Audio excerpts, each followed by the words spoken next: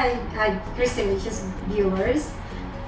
Right now, we are going to present to you how to cook chicken paella. First of all, I would like to thank Christina, which is her channel, Cristylicious, to inviting me to how to cook this delicious recipe chicken paella. Actually, Agnes, na-inspired ako sa student Brazilian ko na si Giovanni. Hi, Giovanni! Thank you for sharing this recipe and now we're going to share to all the viewers of Cristylicious. Okay. Nandito po, ipipresent po namin ngayon sa inyo ang mga ingredients. You need 1.5 kilos of chicken, 2 cups of rice with 2 cups of water, onion. Gagamit po tayo ng 2 different colors. Pepper, the bell pepper. We're going to use also 2 colors, red and green. 2 full of garlic. Mas maraming garlic kasi igigisa po natin dyan at lulutuin natin ang rice. And then, we have egg for toppings. Corn, 1 cup of corn. 1 piece of tomato. A half cup of carrots. 1 can of green sweet peas, and a small can of tomato, onion leaves, and parsley.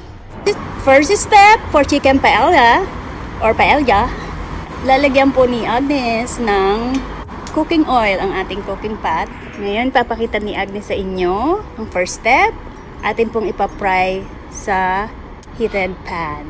Yeah, ipapat dry mo ninyo muna ang chicken para hindi tumalsik pagka pinirito nyo. Ayan siya. Okay. Yun nga pala, yung chicken, minarinate ko sa fish sauce or simply you can just use salt for 30 minutes bago nyo siya i-fry para chicken pa lang malasa na. And kasi pagka yung patis ang ginamit mo, Agnes, alam mo ba, na mas crispy ang chicken. Yan, naamoy mo, ang bango, di ba? Next step, let's add the garlic doon sa pinagprituhan ng manok. Yeah. Kanina, pinray natin yung manok and then we set aside. Yeah, hayaan po natin siyang maging slightly brown. You can add now the onion. We have 2 kinds of onions. One is red onions and the other one is white onion. That's right. Pag colorful yung niluluto mo ba, Agnes, alam mo ba yon na mas appealing siya? Of course. Right? Yeah. And now, you can add the tomatoes. Yan. And now, you can add the tomato sauce.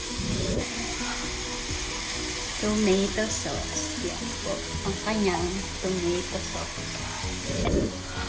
And then, you can add now the 2 cups of water, 2 cups of rice with 2 cups of water. Usually, Agnes, ang paella, ginagamit nila ay sweet rice, di ba?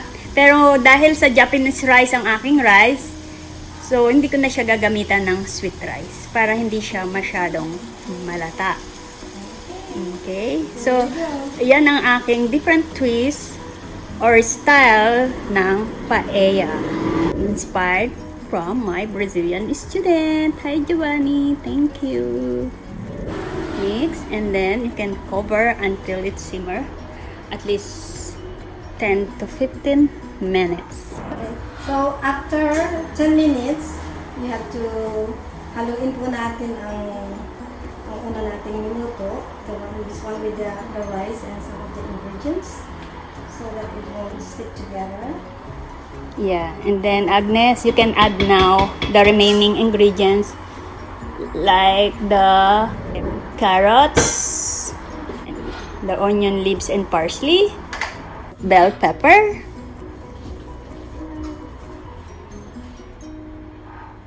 the corn please. And Agnes, pakita mo sa kanila yung chicken after natin ma-fry dun sa first step, right? Yeah, Ayan yan, ang chicken. Ilalagay na niya ang kalahati ng chicken. Actually, I really like it. I already tasted it. It's really yummy. Pagka prito, kumuha siya ng isa. Kasi nga, nagutom siya sa amoy habang piniprito. And by then, the way, we have to put this yeah, as well. and then, yeah. It's on top. Yes, please. And then cover it again for another 10 minutes. Here's the final step. Fully cooked na yung rice natin. Kaya ang gagawin ni Agnes, pagagandahin na niya with toppings with the remaining chicken, egg, and bell pepper. Ayan.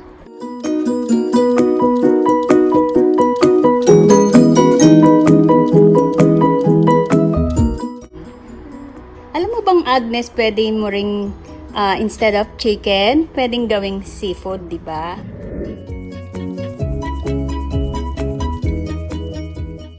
So when I come home, I will buy some fish sauce and chicken, and I will make it up.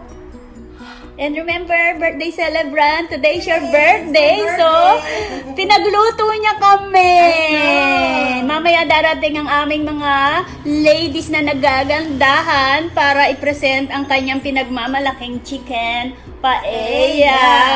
O, diba? Birthday Alright. celebrant, nagluto sa atin. Ayan na po siya. Yan ang finished appearance. Hi friends! Ngayon nandito na tayo sa Moment of Truth para ang ating taster and at the same time ang ating chef assistant na si Agnes. Okay, Ako yung Agnes? assistant niya. O yeah, ngayon umpisahan mo ng tikman ang ating lutong chicken Let's paella. dig in. Yeah. We'll Oh, see. look at that. Oh, looks yummy.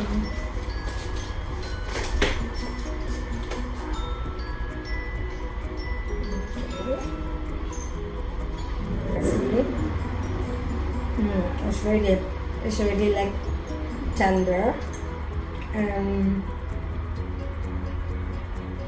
kind of tasty, like, you know. And the rice? And the rice is, it's just like a pasta. They call it al dente. It's just like really right there. It's not soft. It's not hard. It's just like in the middle. Oh wow. Nagutom ako. Hey, come on, you guys, come on, go and eat. Like, really, and I asked Cristylicious or Christy that if she put some salt and pepper on the ingredients, and she said no. So, Yeah, no salt. so this recipe is like if you have a problem with like high blood pressure kind of thing. So this is the good one. You don't have to add. It's up to your taste. You can add salt or pepper or not. Yeah, Because 100% it's very tasty. Yes. Thank you, Agnes. Approve? This one is approved. Okay. Thank you so much for watching us. Bye. Thank you. Every single time you